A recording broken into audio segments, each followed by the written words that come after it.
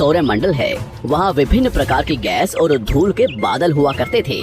वैज्ञानिकों के मुताबिक इन धूल के बादलों से दूर एक तारा हुआ करता था। वक्त के साथ साथ उस तारे की ऊर्जा कम होने लगी, जिसके कारण उसके अंदर एक विशाल विस्फोट हुआ। विस्फोट की वजह से अंतरिक्ष की ये धूल एक दूसरे से दबने लगी। इस दौरान बादलों में स्थित धूल के कण दबाव और गर्मी के कारण बड़े उल्कापिंड और पत्थरों में परिवर्तित हो चुके थे और इसी दबाव की वजह से इन बादलों में स्थित रेडियो एक्टिव पदार्थ ने ग्रेविटी का निर्माण किया। इस ग्रेविटी के कारण बीच में हाइड्रोजन और हीलियम इकट्ठा होने लगे। बीच के इस भयंकर दबाव के कारण एक विशाल विस्फोट हुआ और इसी विस्फोट के कारण हमारे सूरज का जन्म हुआ। अंतरिक्ष में फैले एस्ट्रॉयड यानी क्षुद्र ग्रहों में भारी वजन की वजह से सूरज के करीब आकर सूरज की परिक्रमा करने लगे। धीरे धीरे इन्हीं एस्ट्रॉयड में भारी टकराव हुआ, जिसके फलस्वरूप मरकरी, विनस, अर्थ और मार्स जैसे ग्रहों का निर्माण हुआ। वैज्ञानिकों के मुताबिक उस वक्त पृथ्वी और मार्स यानी मंगल ग्रह के बीच थिया नामक ग्रह सूरज की परिक्रमा किया करता था। पृथ्वी पर ग्रेविटी होने की वजह से सूरज की परिक्रमा करने वाले एस्ट्रॉयड अब पृथ्वी की परिक्रमा करने लगे और धीरे धीरे करोड़ों सालों तक ये पृथ्वी पर गिरते रहे। और ऐसी घटना हमारे पड़ोसी ग्रह थिया पर भी हो रही थी, जिसके कारण थिया पृथ्वी के और करीब आने लगा और आकर पृथ्वी से टकराया। इस भयंकर टकराव की वजह से पृथ्वी के हिस्से कणों के रूप में अंतरिक्ष में फैल गए और एक रिंग्स की तरह पृथ्वी की परिक्रमा करने लगे। इन्हीं परिक्रमा करते हुए कणों में टकराव होने लगा, जिसके कारण हमारे चांद का निर्माण हुआ। उस वक्त पृथ्वी पर सिर्फ एक ही समुद्र हुआ करता था और वो था 1900 डिग्री सेल्सियस की तापमान पर उबलते हुए लावे का। उबल रही थी वो सारी चीजें जिसे आज आप अलग अलग नाम से जानते हैं। वक्त के साथ साथ पृथ्वी धीरे धीरे ठंडी हो रही थी, जिसके कारण पृथ्वी के भारी तत्व जैसे धातु और रेडियो एक्टिव पदार्थ पृथ्वी के केंद्र में जाकर इकट्ठा हो गए और हल्के पदार्थ पृथ्वी की सतह पर आ गए। लाखों सालों तक पृथ्वी पर उल्कापिंडों की बरसात हुई और इन गिरते हुए उल्कापिंडों में जमा था नमक, मिनरल्स और पानी। करोड़ों सालों तक इन उल्कापिंडों की बरसात होती रही और धीरे धीरे पृथ्वी की ऊपरी सतह पानी से ढकने लगी। वैज्ञानिकों के मुताबिक यही वो वक्त था जब दूर गहरे पानी के अंदर निकलते ज्वालामुखियों से पहली बार सूक्ष्म जीवों का निर्माण हुआ। लाखों सालों बाद एक वक्त ऐसा आया जब पृथ्वी की पूरी सतह पानी से ढक चुकी थी।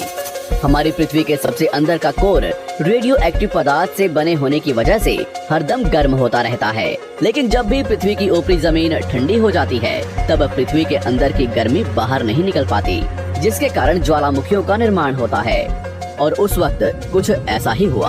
पानी से ढकी हुई पृथ्वी पर हजारों की तादाद में ज्वालामुखी निकलने लगे और आने वाले लाखों सालों तक इन ज्वालामुखियों का निकलना जारी रहा, जिससे पानी के ऊपर जमीन का निर्माण हो रहा था। इस वक्त भी पृथ्वी पर वातावरण न होने की वजह से अंतरिक्ष से उल्कापिंडों की बरसात हो रही थी। आज से लगभग 300 करोड़ साल पहले पृथ्वी पर ऐसा वक्त आया जब पृथ्वी का वातावरण लगभग स्थिर होने लगा था। ज्वालामुखी निकलने धीरे हो गए थे और पृथ्वी का एक दिन 12 घंटे का हुआ करता था। साल बीतते गए और धीरे धीरे ये सूक्ष्म जीव विकसित होते गए और समूह में रहने लगे। आज से लगभग 250 करोड़ साल पहले पहली बार पृथ्वी पर ऐसे जीवों का निर्माण हुआ जो जीने के लिए ये पानी के अंदर के मिनरल्स यानी खनिज पदार्थ और धूप का इस्तेमाल करते थे और मल त्याग के रूप में ऑक्सीजन बाहर निकालते थे। इस वक्त तक पृथ्वी पर ज्यादातर ज्वालामुखी निकलने बंद हो चुके थे और इन माइक्रोबैक्टीरिया की वजह से वातावरण में ऑक्सीजन की मात्रा बढ़ रही थी। वातावरण में ऑक्सीजन बढ़ने की वजह से पृथ्वी का वायुमंडल बनना शुरू हुआ और आने वाले हजारों सालों तक वातावरण में ऑक्सीजन की मात्रा बढ़ती रही, जिसकी वजह से पृथ्वी के ज्यादातर हिस्सों में ये सूक्ष्म जीव फैल गए। हजारों सालों बाद एक वक्त ऐसा आया जब पृथ्वी में ज्यादा ऑक्सीजन बढ़ने के कारण ये सूक्ष्म जीव मरने शुरू हो गए।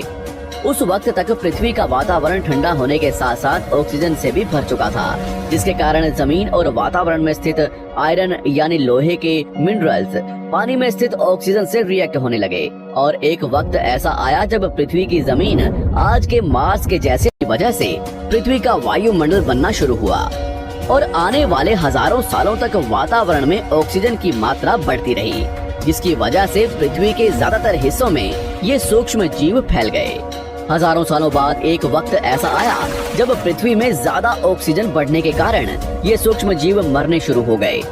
उस वक्त तक पृथ्वी का वातावरण ठंडा होने के साथ साथ ऑक्सीजन से भी भर चुका था, जिसके कारण जमीन और वातावरण में स्थित आयरन यानी लोहे के मिनरल्स पानी में स्थित ऑक्सीजन से रिएक्ट होने लगे। और एक वक्त ऐसा आया जब पृथ्वी की जमीन आज के मार्स के जैसे लाल हो चुकी थी।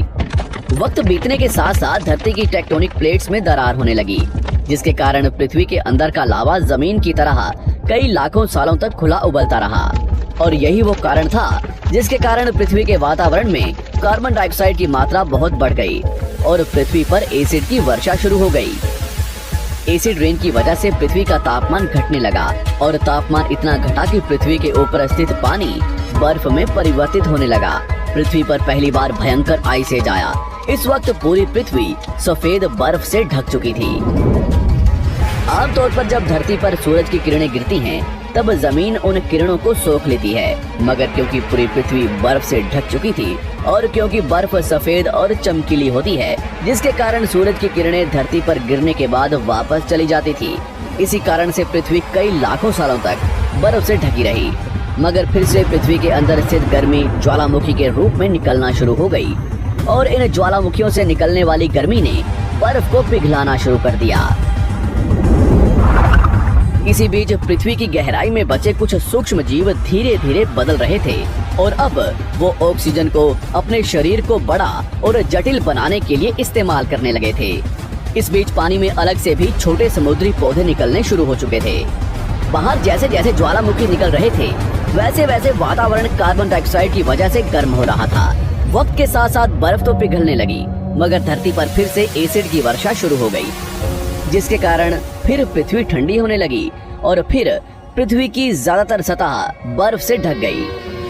ऐसा बार बार कई हजारों सालों तक होता रहा और इसी कारण से अब समुद्री जीव धीरे धीरे वातावरण के हिसाब से विकसित हो रहे थे। इस बीच कई सारे जीव और समुद्री जंगल विलुप्त हो गए, मगर जो बच गए वो धीरे धीरे पृथ्वी के बदलते तापमान के हिसाब से ढलते गए और अब हजारों सालों बाद समुद्री पेड़ बर्फ की वजह से पूरी तरह से मरते या सूखते नहीं थे। अब सूक्ष्म जीव समुद्री जीव बन चुके थे। जब फिर से ज्वालामुखियों ने पृथ्वी की बर्फ को पिघलाना शुरू किया, तब ये समुद्री पेड़ जल्दी विकसित होकर फैल गए। धीरे धीरे वातावरण में ऑक्सीजन की मात्रा बढ़ने लगी और पृथ्वी पर होने वाली एसिड की वर्षा कम होने लगी। वातावरण में ऑक्सीजन आने की वजह से पृथ्वी की ओजोन लेयर्स मोटी होने लगी और आज से लगभग 47 करोड़ साल पहले पृथ्वी की ऊपरी सतह पर पहली बार मोसोस नामक प्लांट उगना शुरू हुआ। वक्त के साथ साथ जमीन पर अलग अलग प्रकार के पौधे और पेड़ उगना शुरू हुए। एक वक्त ऐसा आया जब जमीन के पेड़ों की लंबाई लगभग 80 से 100 फीट जितनी या आज के 5 से 6 मंजिला बिल्डिंग जितनी ऊंची हो चुकी थी। ये वो वक्त था जब समुद्री जानवर समुद्र से बाहर निकल रहे थे और जमीनी जानवरों में परिवर्तित हो रहे थे। धरती की ज्यादातर जमीन एक जगह इकट्ठी हो चुकी थी, जिसे आज हम पैंजिया महाद्वीप के नाम से जानते हैं। पृथ्वी का वातावरण और तापमान लगभग स्थिर हो चुका था और अब करीब 21 से 23 घंटे का दिन हुआ करता था। अब समुद्री जीव पानी से बाहर रहने लगे थे और वातावरण के हिसाब से उनके शरीर का रंग रूप बदल रहा था। धीरे धीरे ये जमीनी जानवर डायनासोर्स में परिवर्तित हो गए। जिन डायनासोर्स ने पेड़ पौधे खाने शुरू कर दिए, उनका शरीर लंबा और विशाल रूप से विकसित होने लगा। कुछ डायनासोर्स शिकार किया करते थे, जिसके कारण वे छोटे और तेज जानेंगे आज के वीडियो में, तो बने रहिए अंत तक हमारे साथ। सूर्य और सौर मंडल की उत्पत्ति। दोस्तों, पृथ्वी के जन्म से पहले हम सौर मंडल और सूर्य के जन्म को समझ लेते हैं। दोस्तों, आज से करीब 460 करोड़ साल पहले जहाँ हमारा सौर मंडल है, वहाँ ना तो सूरज था ना ही सौर मंडल। इस जगह आज से पर केवल लगभग धूल 20 और करोड़ गैस के साल बादल पहले थे पैंजिया जिन्हें महाद्वीप नेबुला टूटना कहते शुरू हो गया। हैं। सौरमंडल की पैंजिया के उत्पत्ति के लिए विभाजित होने सबसे की वजह से विश्वसनीय पृथ्वी की थ्योरी द ज्यादातर नेबुलर ऊपरी जमीन पानी के हाइपोथेसिस थ्योरी संपर्क को में माना आने लगी, जाता है। जिसके इस थ्योरी फलस्वरूप के पृथ्वी पर अनुसार हरियाली बढ़ती सौरमंडल गई। का जन्म एक